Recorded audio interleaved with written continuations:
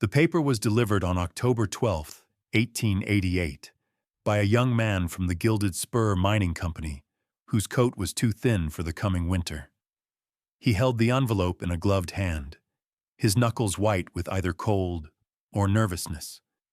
Clara stood in the doorway of the small house she had shared with her husband, Elias, for 7 years, the chill from the threshold creeping through the floorboards.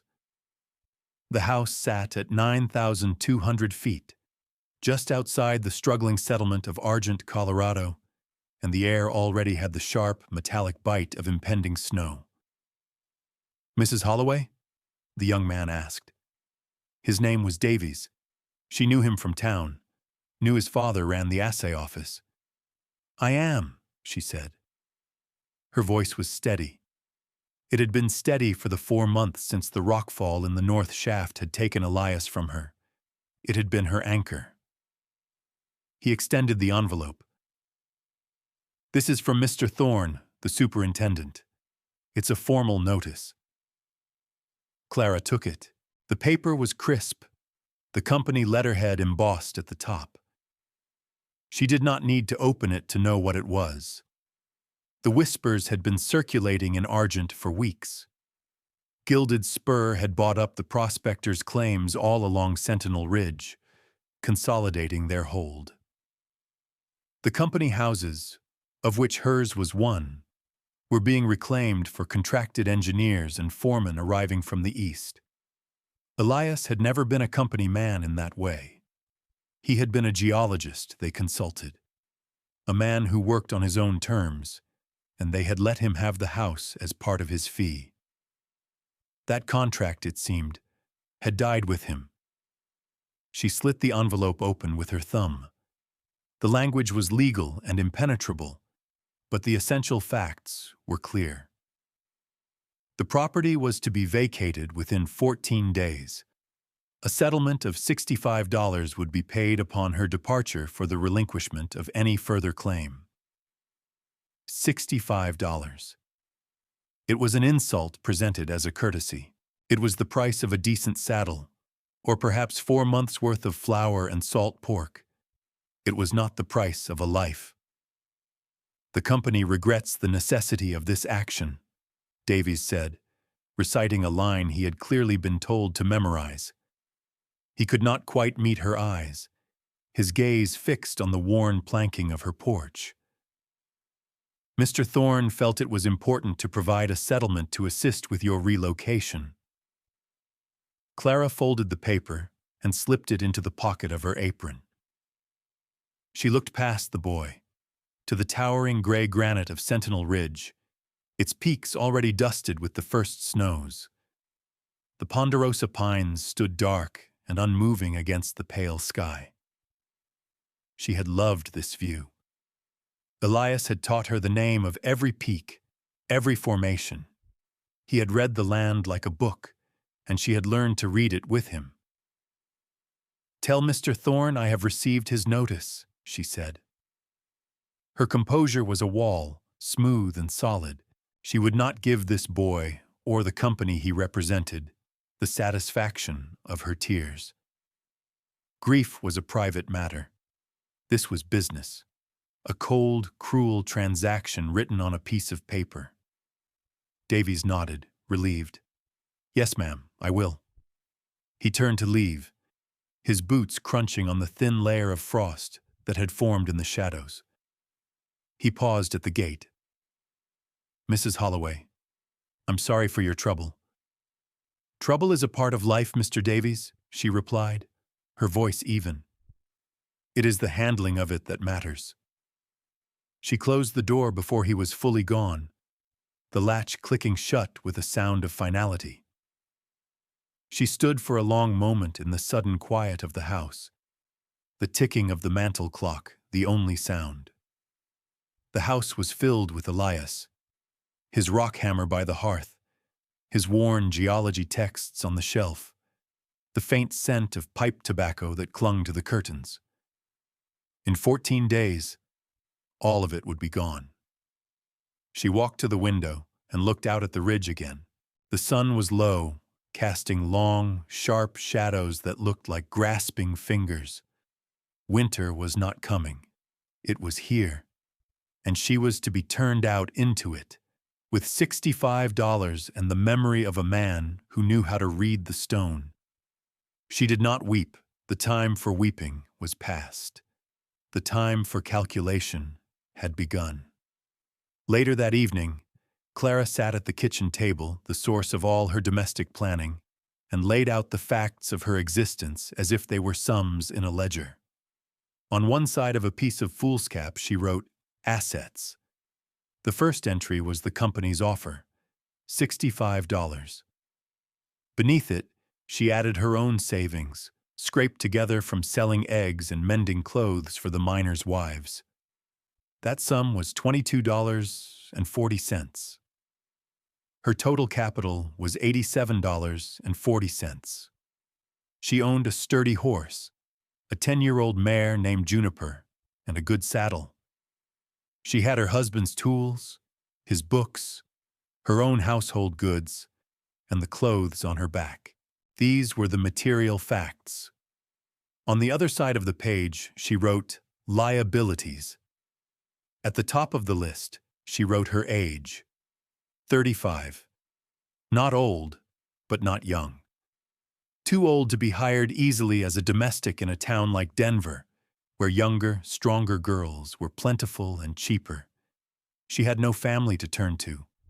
Her parents were buried in a churchyard in Ohio, and her only brother had gone to California years ago, his letters stopping 2 winters past. She was alone. Below that, she wrote, "Winter." In Argent, this was not a season but a siege. Snows began in October and did not melt for good until May. Temperatures regularly fell to 20, sometimes 30 degrees below zero. Fuel was life, and firewood was expensive if you could not cut it yourself from a permitted plot, which she no longer had. She began to calculate her options, listing them and striking them through one by one. She could take the stagecoach to Denver. The ticket alone would be $15. A room in a respectable boarding house would be at least $4 a week, and that was without meals.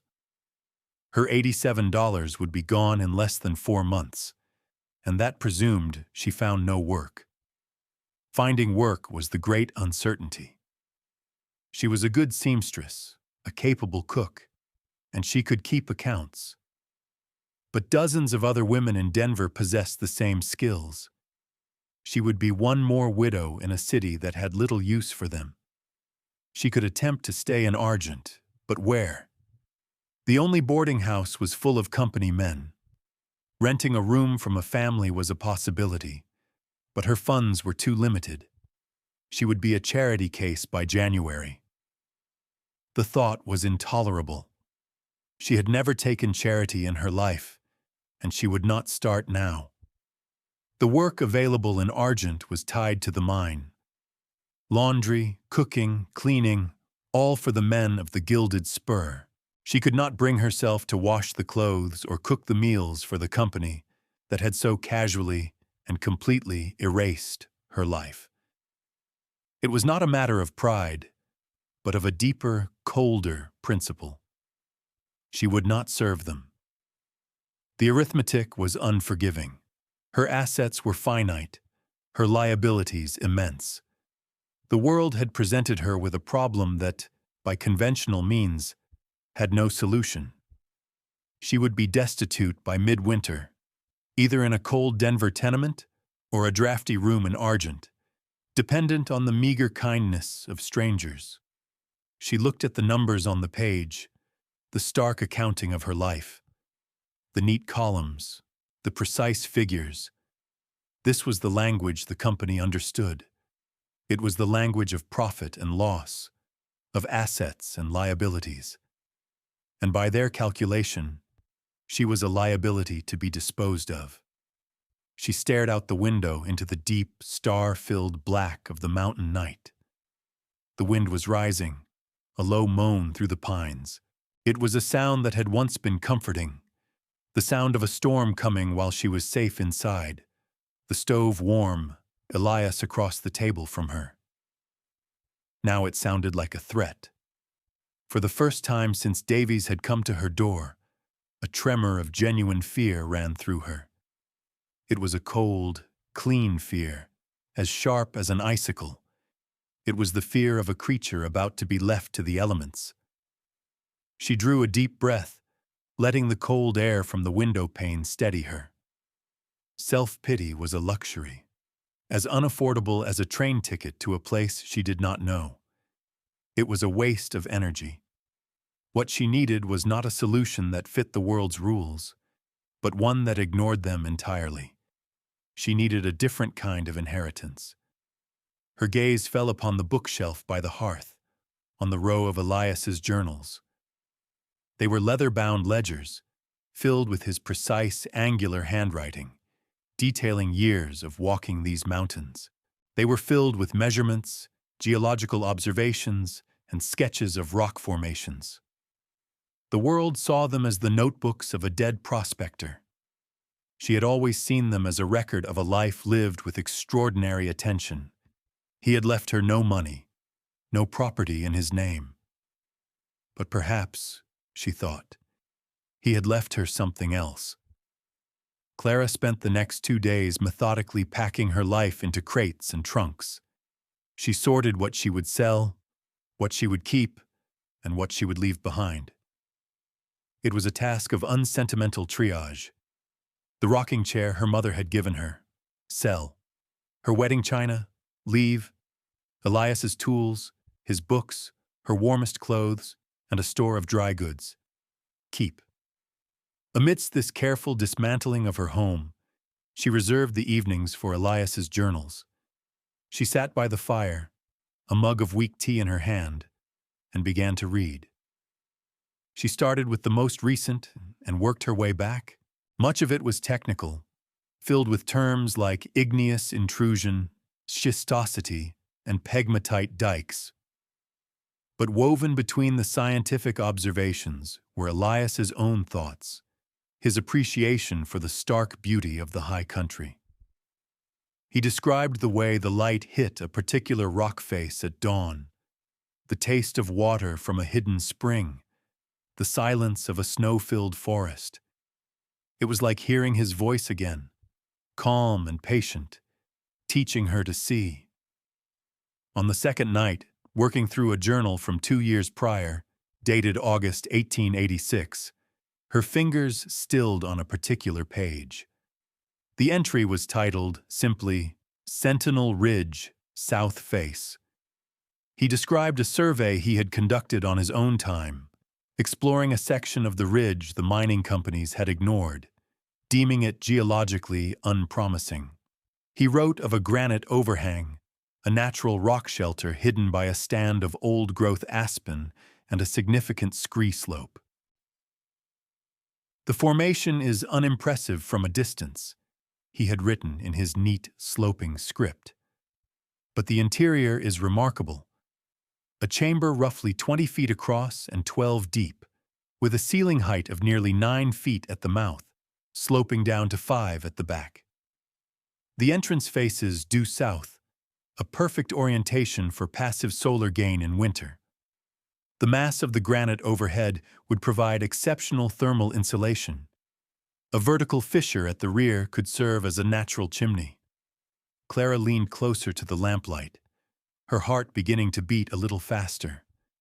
He had drawn a small, detailed sketch of the overhang's layout.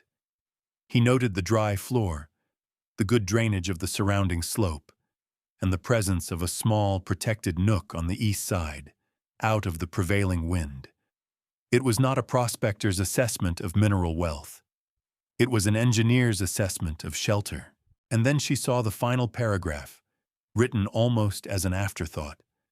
Called it Elias's folly to myself.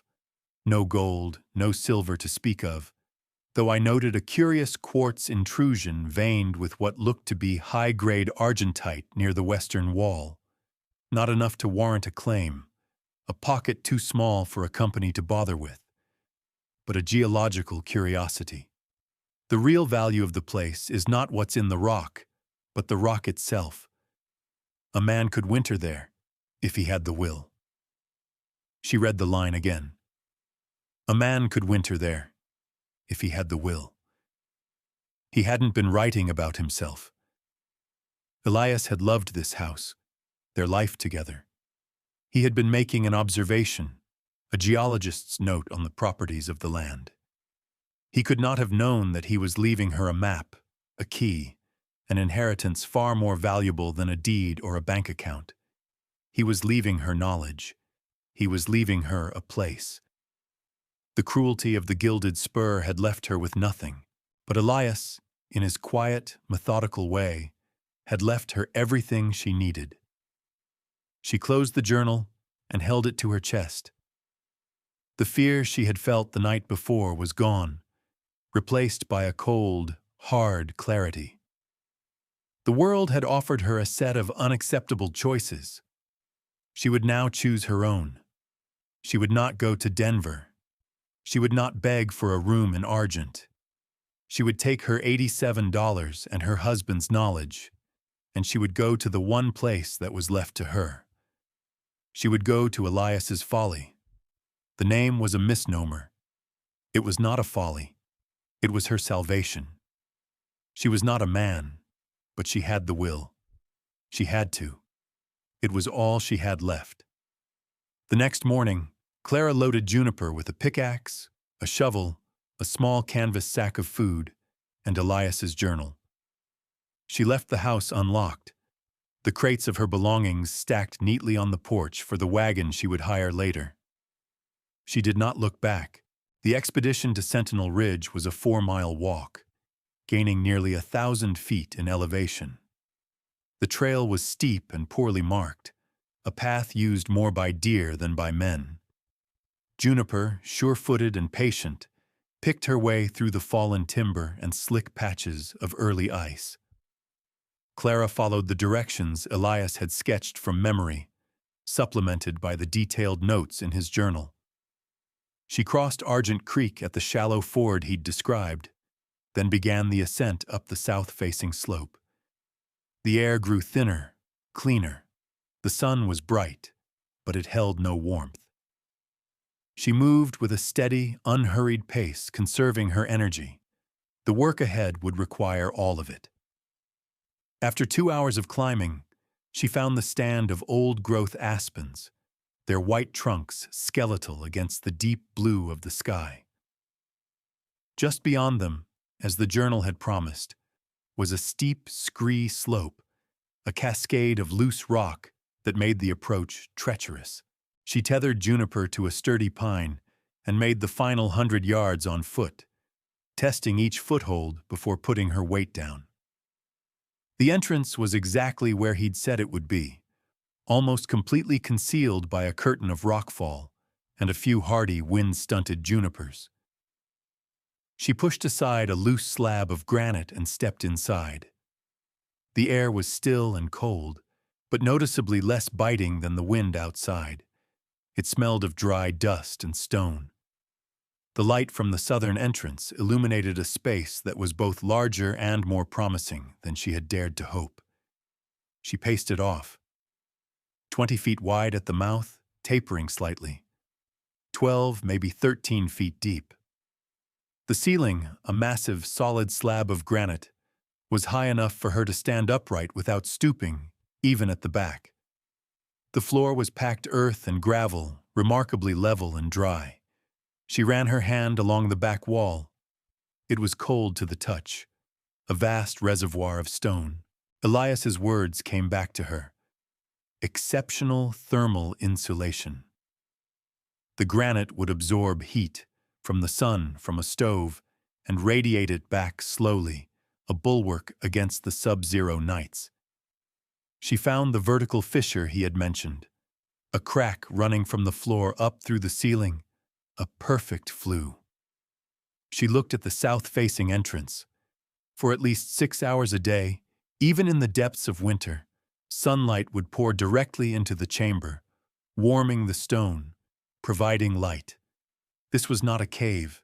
It was a foundation. It was a structure waiting to be completed. She walked to the western wall and after a moment of searching, found it. A thick, milky white vein of quartz, shot through with glittering black threads. Argentite. Silver ore. Elias's geological curiosity. It was beautiful. A dark lightning bolt frozen in the stone. She touched it, the rock cold and solid under her palm. It was a reminder of him, of his eye for the hidden value in things. Clara stood in the center of the space, turning a slow circle. She could see it all in her mind. A low stone wall enclosing the front, with a space for a door and a small window. A stove set against the back wall, its pipe venting up through the fissure.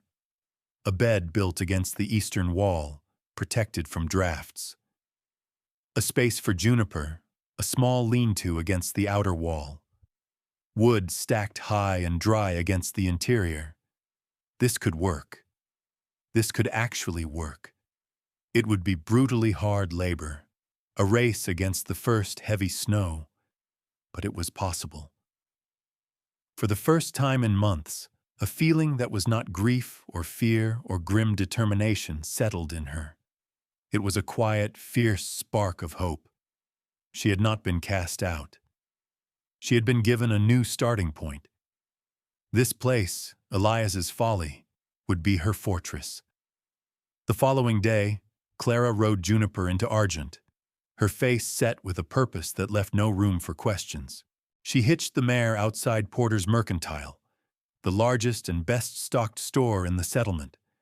Silas Porter was a man in his late 60s, with a fringe of white hair and hands permanently stained from 100 different commodities. He had been a friend of Elias's, the two of them often sharing a pipe on the store's front porch in the evenings, talking about geology and the unforgiving nature of the mountains. He had offered his condolences after the accident, his words simple and sincere. Clara walked in, the bell above the door announcing her arrival. The store smelled of canvas, coffee, and coal oil. She had a list, written out on the back of a receipt. She did not waste time with pleasantries. "Mr. Porter," she said, her voice clear and direct, "I need to purchase some supplies." He leaned on the counter, his expression one of polite inquiry. "Of course, Clara. Whatever you need." She began to read from her list, and with each item, his eyebrows rose a fraction of an inch higher. 1 good shovel, a pickaxe, the heavy one, a 10-pound sledge, a handsaw, 20 pounds of 10-penny nails, 200 feet of rope, a cast-iron prospector's stove, the small one with the flat top, 20 feet of stovepipe and an elbow joint, a 50-pound sack of flour, 20 pounds of beans, 10 pounds of salt pork, 5 pounds of coffee, a large canvas tarp, the heaviest you have. She paused, mentally tallying the cost. It would take nearly all of her money. Silas Porter said nothing for a long moment. He looked at the list, then at her face. He saw no desperation there, only resolve. He was a man who had lived in the high country his entire life.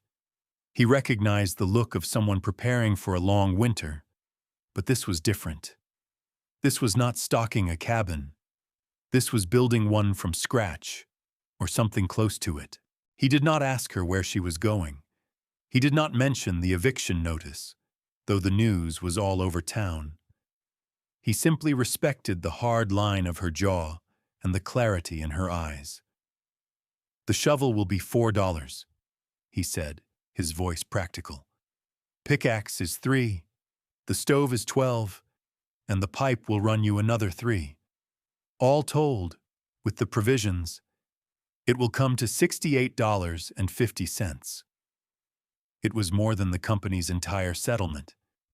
It was the majority of her capital. "I'll also need a wagon to haul it, and my things from the house," she said. "As far as the Argent Creek Ford." "Another $5, he said, already moving to gather the items. "I'll have my boy Henry load it up." As she counted out the money onto the worn wooden counter, Silas paused. He went into the back room and returned with a small wooden crate. Lantern wicks, a full tin of kerosene, 2 bars of lye soap, and a box of sulfur matches. No charge. He then picked up a heavy sack from beside the door. And this, 100 pounds of oats for the mare, on the house. A winter is hard on man and beast. Clara looked at him, her throat tightening for the first time. It was a small kindness, but it felt immense. He was not offering pity. He was offering practical support, a professional courtesy from one survivor to another. He saw what she was attempting, and he was making a quiet investment in her success. "Thank you, Silas," she said, the words feeling inadequate. "Elias was a good man," he replied, as if that explained everything. He knew the difference between rock that pays and rock that holds. "Looks like you do too." He finished tallying her bill. "Henry will have the wagon ready in an hour. He'll help you load your crates." She nodded, took her receipt, and walked out into the cold, bright sunlight. She had spent nearly everything she had. Her $87 had been transformed into tools, food, and shelter. The transaction was complete. Now the labor would begin. The construction of her shelter was a relentless, punishing dialogue between her will and the unyielding realities of stone, timber, and gravity. For 34 consecutive days, from the first pale light of dawn until her muscles screamed in the violet dusk, Clara worked. She was not a carpenter or a stonemason, but she was Elias's student. He had taught her the principles of structure, of load-bearing, of finding the natural strength in materials. Her first task was to clear and prepare the site. She used the pickaxe and shovel to level the earthen floor of the shelter, removing loose rocks and creating a smooth, packed surface. She then cleared a wide area in front of the overhang, creating a workspace. The labor was grueling, each swing of the pick jarring her shoulders, each shovelful of rock a significant weight at that altitude. By the end of the first week, her hands were a geography of blisters and calluses, and every muscle in her back and arms ached with a deep, resonant fire. The heart of the project was the wall. She would enclose the 20-foot-wide entrance with a dry stack stone wall, leaving openings for a door and a small window. The raw material was abundant. The scree slope that concealed the shelter was a quarry of granite, weathered into manageable sizes. Her days took on a rhythm: gather, lift, place. She would spend hours selecting stones, looking for flat faces and stable shapes. She learned to read the rocks as Elias had, to see how they would fit together. She would haul them one by one to the building site, some so heavy she had to roll them into place. She built the wall 2 feet thick at the base, tapering to 18 inches at the top, creating a massive, solid barrier against the wind. It was a slow, monumental puzzle. Each stone had to be settled just so, chinked with smaller stones to eliminate gaps. She built it 4 feet high, a solid rampart against the coming snows. While the wall rose, she devoted part of each day to firewood. The slopes around her were littered with deadfall ponderosa pine and aspen, seasoned by years of dry mountain air. She used the handsaw to cut the logs into stove lengths, the rasp of the blade a steady percussion in the immense silence. She hauled the wood back to the shelter, stacking it against the interior back wall where it would stay dry. The growing woodpile was a visible measure of her security, a fortress within a fortress. She calculated her needs with cold precision. At a burn rate of roughly 1 cubic foot per day in the coldest weather, she would need at least 150 cubic feet to last until May. The pile grew, a monument to her foresight. For Juniper, she built a lean-to against the eastern exterior of the rock face, using scavenged pine logs for the frame and the heavy canvas tarp for a roof. It was a simple, three-sided structure that would protect the mare from the worst of the wind and snow. Juniper's quiet presence was a comfort, her soft nickering in the mornings a reminder that she was not entirely alone. The most technical task was installing the stove. She chose a spot near the back wall, directly beneath the vertical fissure Elias had noted. She built a raised hearth of flat stones to protect the floor, then wrestled the 100-pound iron stove into place. With Henry's help from the provisioning trip, she had hauled the stovepipe sections up the mountain. Now she fitted them together, running the pipe straight up into the fissure. She used a mixture of clay and small stones to seal the gaps around the pipe, creating a fire-safe, efficient chimney. On the 34th day, it was finished. The wall was built, the door framed with rough-hewn timber. A second canvas tarp hung as a temporary door. The stove was installed. The woodpile reached the ceiling. She had transformed a granite overhang into a home. That evening, as the first real snow of the season began to fall, she lit a fire in the stove for the first time. The small iron box glowed with heat, and the draft up the fissure worked perfectly, drawing the smoke cleanly out of the chamber. The massive granite walls began to absorb the warmth, a slow and steady transfer of energy. She sat on a crate, eating a bowl of beans, and watched the snow swirl outside her doorway. The temperature was dropping fast, but inside her stone house, it was warm and safe. She had done it. She had built her winter fortress. The first great test came in the third week of November. A storm, born in the far north, descended upon the Rockies with a brutal, single-minded fury. For 6 days, the world beyond her shelter disappeared into a white chaos of wind and snow. The temperature, which she tracked with a small thermometer hung by the door, plummeted to 25 degrees below zero and stayed there. The wind howled over the top of the ridge, a sound like a grieving animal, but inside her stone walls, it was only a distant murmur.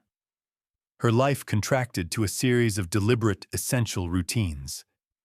Each morning, she would wake in the cold darkness before dawn, her breath pluming in the air. Her first act was always to tend the stove.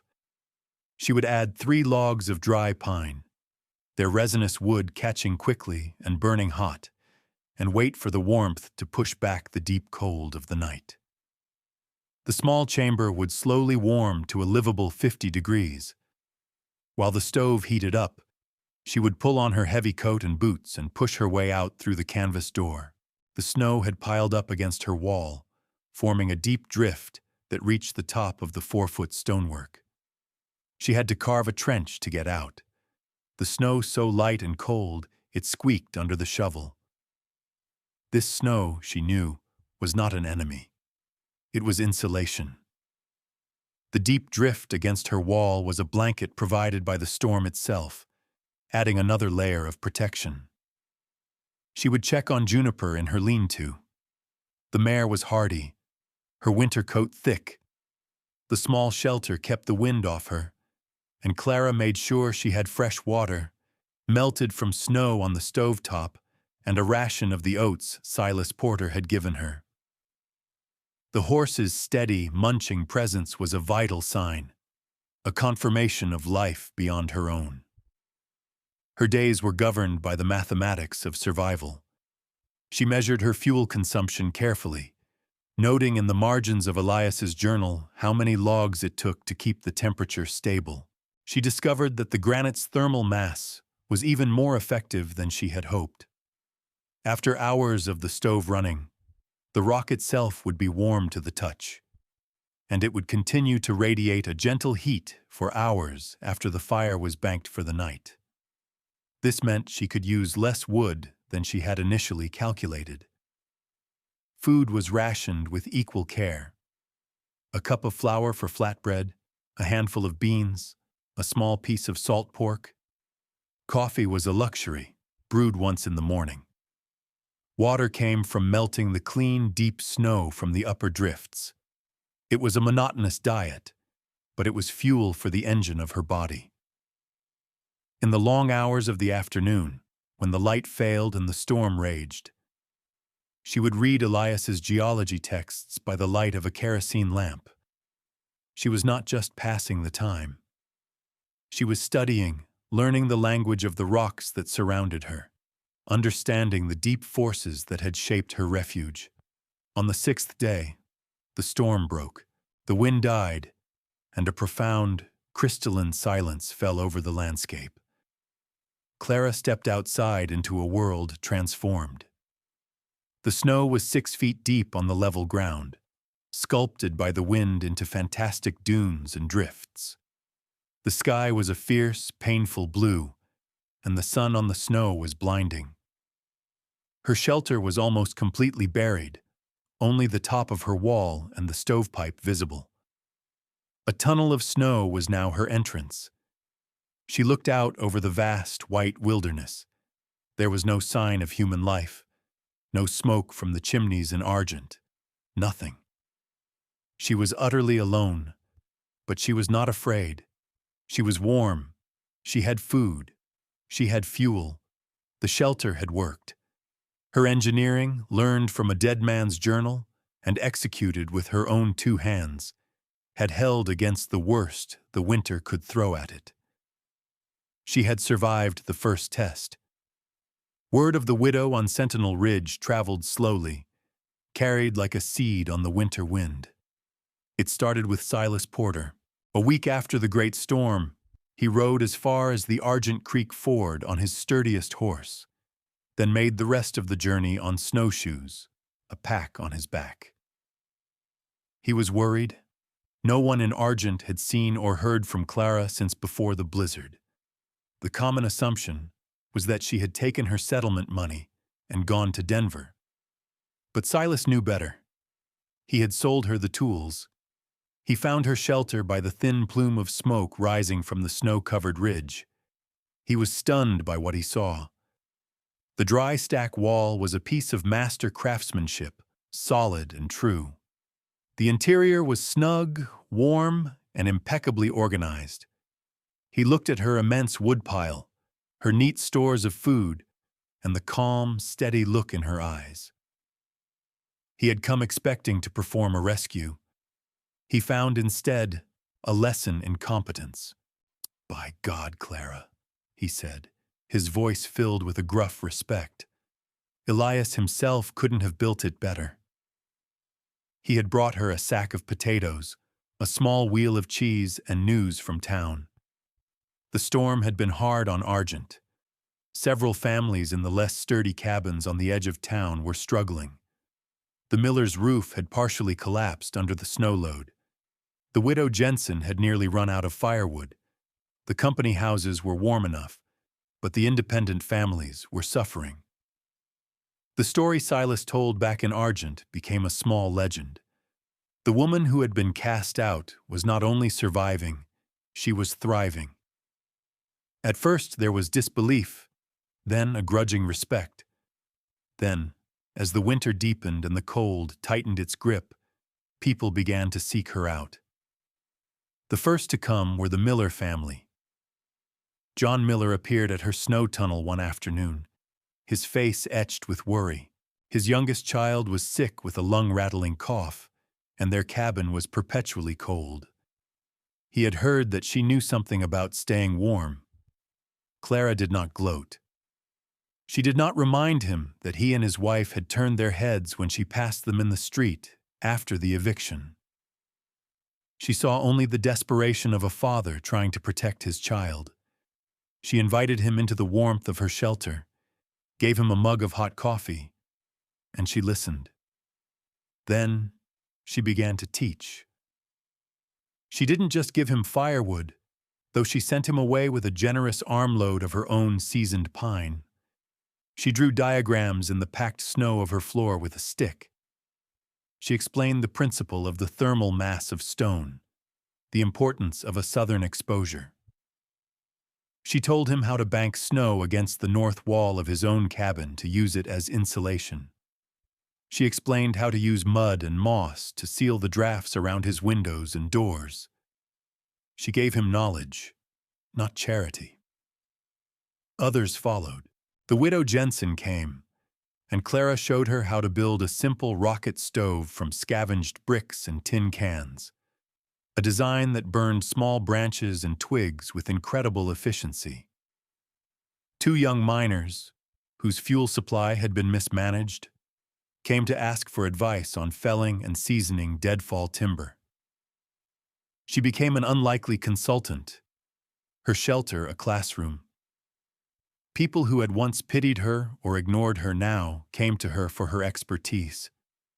They saw the evidence of her skill all around them, in the solid walls, the immense woodpile, the steady warmth radiating from her stove. She was no longer just the widow Holloway.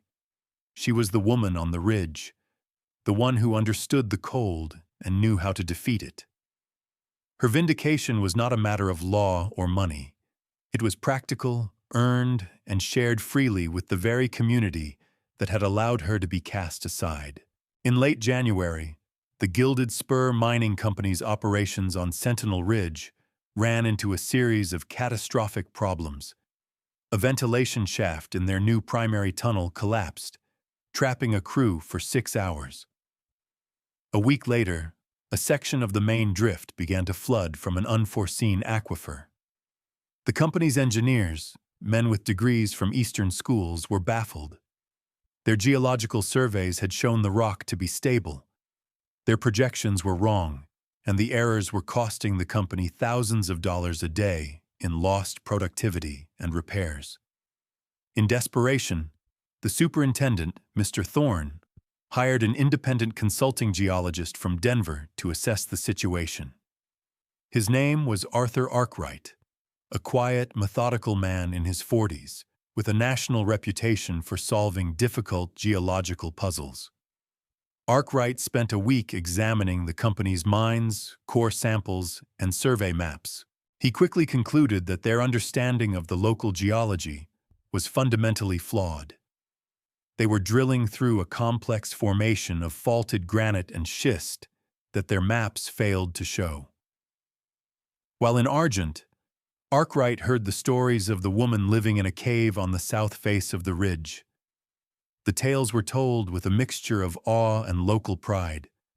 They said she had built a house of stone that was warmer than any cabin in town. Intrigued by this local curiosity, and suspecting that anyone living so intimately with the rock might have something to teach him, he hired a guide and made the trek to her shelter. He arrived to find Clara splitting firewood with a practiced, efficient rhythm. She stopped when she saw him, her expression wary but not hostile. Arkwright introduced himself, explaining his purpose with a straightforward professionalism that she appreciated. He asked if he might see what she had built. Clara led him inside. Arkwright's eyes, trained to assess structure and material, took in every detail. He ran his hand over the dry stack wall, noting the precision of the fit. He examined the stove installation, the clever use of the natural fissure as a flue. He used the technical language of his profession, speaking almost to himself. Remarkable, a near-perfect application of passive solar design, and the thermal efficiency of this granite mass. It's extraordinary. His gaze then fell upon the western wall, and the glittering vein of quartz and argentite that she had left exposed. He stopped dead. He walked over and examined it closely, pulling a small geologist's loupe from his pocket. "Good heavens," he breathed. "That's an exceptionally rich seam of argentite. Where did you find this?" "It was here when I came," Clara said simply. "My husband noted it in his journals." Arkwright's head snapped up. "Your husband was Elias Holloway?" Clara nodded. I knew his work by reputation, Arkwright said, his voice filled with a new level of respect. He published a paper on the metamorphic formations of this region. Might I see his journals? Clara retrieved the leather-bound ledger. Arkwright handled it with a reverence she understood completely. He turned the pages, his eyes scanning Elias's precise script and detailed sketches. He found the entry for Elias's folly. He read it, then read it again. He looked from the journal to the vein in the wall, then back to the journal.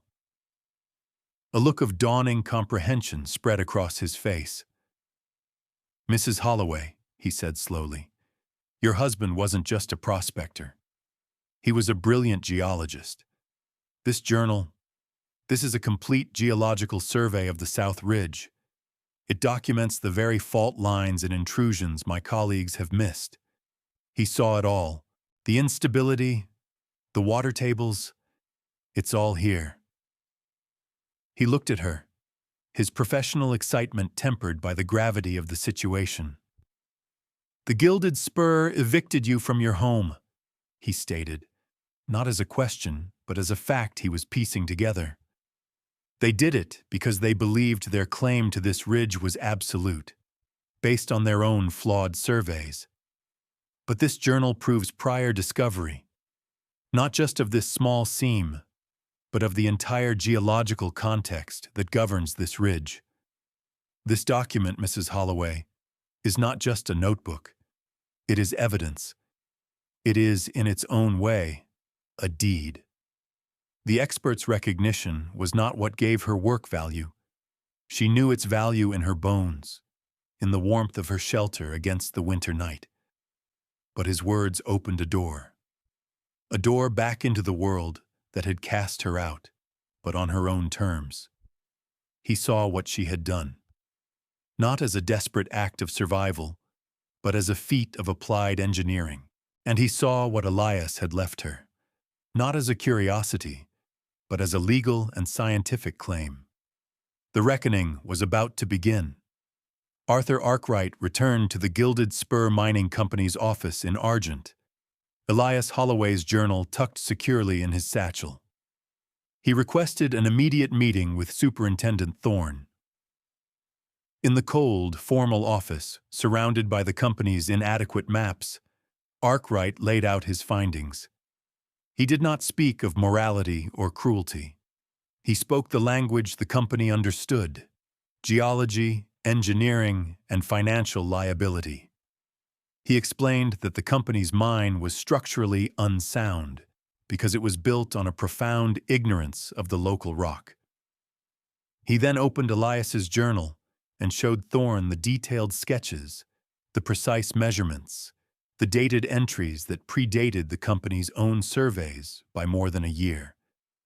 He pointed to the entry on the unstable schist, the notes on the aquifer that was now flooding their tunnels. It was all there. Elias Holloway had done their work for them, and they had been too arrogant to know it. This journal, Arkwright concluded, his voice calm and authoritative, constitutes a prior claim based on documented discovery, not just to the silver seam in his wife's shelter, but to the intellectual property of the Geological Survey itself.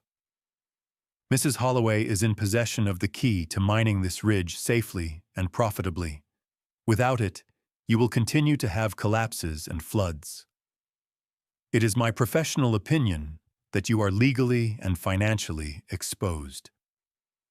Thorne, a man accustomed to wielding absolute power in his small domain, was pale. He saw the potential for lawsuits from injured miners, for investigations from federal regulators, for the ruinous expense of trying to engineer a solution they did not understand. He saw that the widow he had dismissed with a $65 settlement now held the future of his operation in her hands. The company's offer came 2 days later, delivered not by a nervous young clerk, but by Arkwright himself. He rode up to the shelter and sat with Clara by her stove, laying out the terms. The Gilded Spur offered to buy the rights to Elias's journals and the mining claim they represented. They also offered a full public apology and the deed to her former house in town, free and clear. The price they were willing to pay for the knowledge was $15,000. It was a fortune, an amount of money that could change a life completely. Clara listened without expression. The money was a tool, a means to an end. The house was a symbol, but neither could replace what had been lost. The years with Elias, the peace that had been stolen. The cost of her survival was written in the calluses on her hands and the solitary months etched into her memory. "There is one more condition," she said, her voice steady. "The man who managed the Argent office, the one who signed my eviction notice, he is to be dismissed." Arkwright nodded. "That has already been done." She accepted the offer. The transaction was handled through a Denver lawyer Arkwright recommended. The money was deposited in a bank.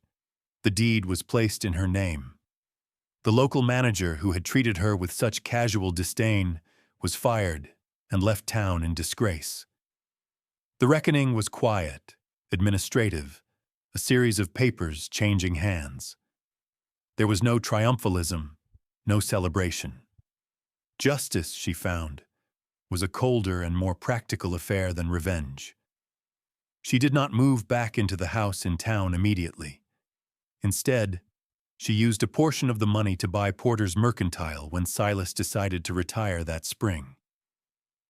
She ran the store with the same quiet competence and practical wisdom she had applied to her own survival. She became a pillar of the community, the one people turned to not just for supplies, but for advice on how to weather the hardships of the high country. But she never abandoned the shelter on Sentinel Ridge. Every autumn, before the first snow, she would ride Juniper up the trail and spend a week stalking it. She would add to the woodpile, check the seals on the stovepipe, and ensure the stone walls were sound. The place remained hers, kept ready, a testament to her own resilience. It was a reminder that she would never again be dependent on the whims of a company or the fickle goodwill of a town. She had not been rescued. She had rescued herself. The shelter was not a monument to her suffering, but to her strength. She was Clara Holloway, the woman who had faced the cold, the cruelty, and the calculation, and had met them all with her own.